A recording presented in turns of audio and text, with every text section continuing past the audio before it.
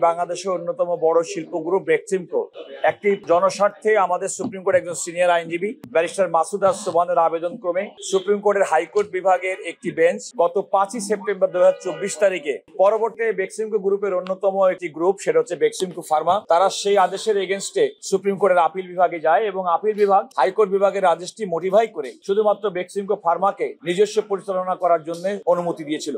আর Bangladesh bank supreme কোর্টের high court বিভাগের নির্দেশনা মেনে সকল প্রতিষ্ঠানে রিসিভার নিয়োগ করেছিল। এটি আপিল বিভাগের নির্দেশনা অনুযায়ী হাইকোর্ট বিভাগের শুনানি হয়েছে এবং হাইকোর্ট বিভাগের আজকে মাননীয় বিচারপতি ম্যাডাম জাস্টিস ফারহা মাহবুব এবং জনাব বিচারপতি দেবাশিস রায় চৌধুরীর বেঞ্চে আজকে সেই রুলটি অর্থাৎ জনস্বার্থে দায়েরকৃত সেই রুলটির চূড়ান্ত শুনানি এবং নিষ্পত্তি হয়েছে। আদালত 9টি পর্যবেক্ষণ সহ এই রুলটি নিষ্পত্তি করেছেন। তবে তার মোদ্দা কথা, এখানে মূলত বাংলাদেশ ব্যাংকের পক্ষ থেকে আমরা যে কথাটি আদালতকে বলেছি যে আদালত কিন্তু তার 9টি যে অবজারভেশন, সেই অবজারভেশনের সময় বিগত দিনে লোন দেওয়ার ক্ষেত্রে বেক্সিমকো গ্রুপকে নিয়ম নীতি উপেক্ষা করে শুধু বাংলাদেশ ব্যাংক এবং অন্যান্য তফসিলি ব্যাংকের ভূমিকা নিয়ে প্রশ্ন তুলেছেন। আমরা আদালতকে বলেছি 5ই আগস্ট পরবর্তী বাংলাদেশ ব্যাংক লোন দেওয়ার ক্ষেত্রে, লোন আদায়ের ক্ষেত্রে এবং বিভিন্ন ফাইন্যান্সিয়াল প্রতিষ্ঠান, ব্যবসায়িক প্রতিষ্ঠানের তাদের স্বচ্ছতা সুনিশ্চিত করার জন্য আইন অনুযায়ী পরিচালনা করার জন্য বাংলাদেশ ব্যাংক বর্তমানে অনেকগুলো কার্যকর পদক্ষেপ গ্রহণ করেছেন। আমরা এও বলেছি যে আদালতের নির্দেশনা মোতাবেকই বাংলাদেশ ব্যাংক তাৎক্ষণিকভাবে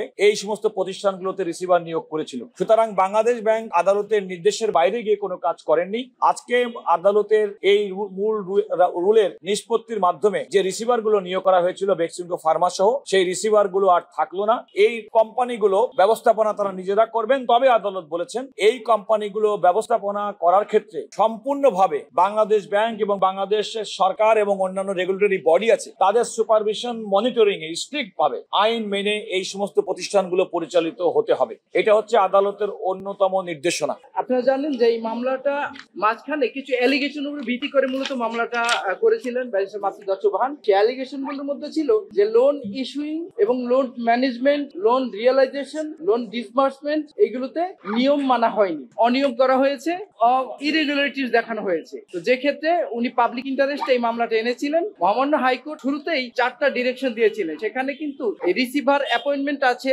attachment of the properties of Beximco group of companies আছে, তারপরে এদের লোন রিকভার আছে এবং বিদেশে টাকা পাচার হয়েছে উনি অ্যালিগেশন করেছিলেন। স্পেশালি একজন রেসপন্ডেন্ট আছেন Salman F Rahman, Beximco group of কোম্পানিজের কর্ণধার, তার নাম দিয়ে উনি বলেছিলেন যে তিনি বিদেশে টাকা পাচার করেছেন। সেই পাচারকৃত টাকা দেশে আনার জন্য উনি কোর্টের শরণাপন্ন হয়েছিলেন। এই 4টা ডাইরেকশনের উপরে আজকে রুল শুনানি করে মহামান্য হাইকোর্ট যেটা senior advocate mister Ruhul Quddus বললেন যে বেক্সিমকো এখন তার নিজস্ব ব্যবস্থাপনায় চলবে with strict compliance of the rules and procedure of the country and the regulators including Bangladesh bank এবং আদার গভর্নমেন্ট যে রেগুলেটরস আছে তাদের স্ট্রিক্ট রুলস, রেগুলেশন, প্রসিডিউর মেনে বেক্সিমকো গ্রুপ অফ কোম্পানি তারা নিজেরাই নিজেদেরকে পরিচালিত করবে। এর অর্থাৎ হচ্ছে আজকে থেকে আর রিসিভার থাকছে না। আর দ্বিতীয়ত উনি বলছেন যে এই পর্যন্ত রিসিভার যা করেছে সব কাজগুলো বৈধ এবং ওইগুলো লফুল।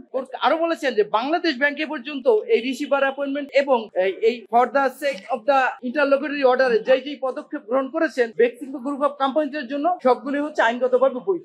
আদালত যেটা বলেছে, সময়ের প্রয়োজনে যে অন্তর্বর্তীকালীন আদেশের মাধ্যমে বেক্সিমকোর প্রতিষ্ঠানগুলোতে রিসিভার নিয়োগ করা হয়েছিল, আদালত বলেছেন সেই আদেশটি এবং সেই রিসিভার নিয়োগের কার্যক্রমের পুরো বিষয়টি আদালত সেটাকে সম্মত মনে করেছেন। আদালত বলেছেন যেহেতু বেক্সিমকো প্রতিষ্ঠানটি চলতে হবে এবং এই প্রতিষ্ঠানের কর্মচারী, তাদের ম্যানেজমেন্ট চলতে হবে, সেই কারণে আদালত বলেছেন তারা চলবেন। অতীতে যদি কোনো নিয়ম এবং সমস্ত কিছু যদি ভঙ্গ করে চলা হয়ে থাকে, বর্তমানে বাংলাদেশ ব্যাংক এবং রেগুলেটরি বডি এবং সরকারি প্রতিষ্ঠানের নিয়ম কানুন আইন মেনে তারা অত্যন্ত সেগুলো স্ট্রিক্ট কমপ্লায়েন্স করে তারা পরিচালিত হবে। আদালত অত্যন্ত মানবিকভাবে এই সমস্ত প্রতিষ্ঠানে কর্মরত কর্মকর্তা কর্মচারীদের বিষয়টি বিবেচনা নিয়েছেন। একই সঙ্গে জনগণের অর্থ যেন লোপাট না হয়, জনগণের অর্থ নিয়ে যেন কেউ নয়ছাই না করতে পারে, আদালত সে বিষয়টি বিবেচনা করেছেন। 5ই সেপ্টেম্বর 2024 তারিখে হাইকোর্ট জনস্বার্থে দায়েরকৃত রিপিটিশনের উপরে যে নির্দেশনা দিয়ে রিসিভার নিয়োগ করেছিলেন, সেই আদেশটি মডিফাই করে এটা বরং বেক্সিমকোর নিজস্ব ম্যানেজমেন্টে এই প্রতিষ্ঠানগুলো পরিচালিত হবে বলে